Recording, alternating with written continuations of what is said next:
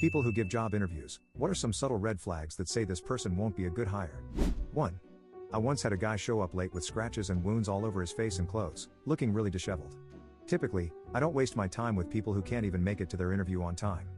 But this guy said that he was in a car accident on his way to the interview and got there as soon as he could. After the interview, he asked if there was any way he could get a ride back to where his car was. Believing his story, I offered him the ride. This man's car was nearly 5 miles away, legitimately crashed, and it turns out someone had broken into his car and stolen his child's car seat and his stereo system during the couple of hours he was gone. I hired him. He turned out to be really difficult to work with, but the guy was a programming genius. Kept him for years before he moved on. I don't hire liars. This guy wasn't one. 2. I interviewed this lady, and she brought up how she had an issue with an old coworker, and at the end of it, she said the coworker passed away of cancer.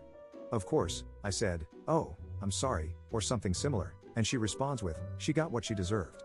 Yeah, no, thank you. 3. I was hiring someone with web development skills. Asked a candidate to tell me about a time they encountered a critical error and how they fixed it.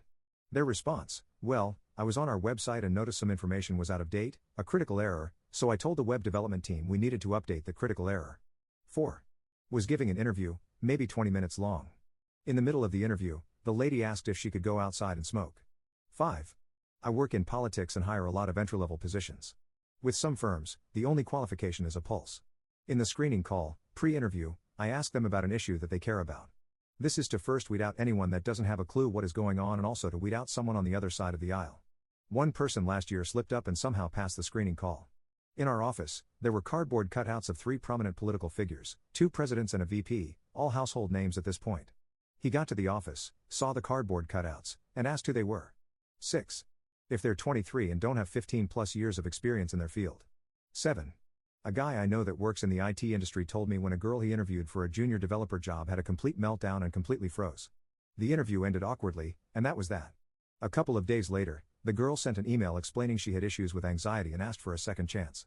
Of course, my friend gave her that chance. She nailed it and got hired. She now works as a product owner after 5 years with the company. 8. When asked about their experience with a topic, they stick to reciting textbook definitions of terminology rather than demonstrating any understanding of how to apply it. Had one person who was literally forwarding our questions into ChatGPT and then reciting rambling answers that provided definitions of keywords in our questions rather than actually answering the question. For example, we'd ask, "What's something a previous employer or educator has recognized you for?" And they'd answer, examples of things that an employer might recognize an employee for are.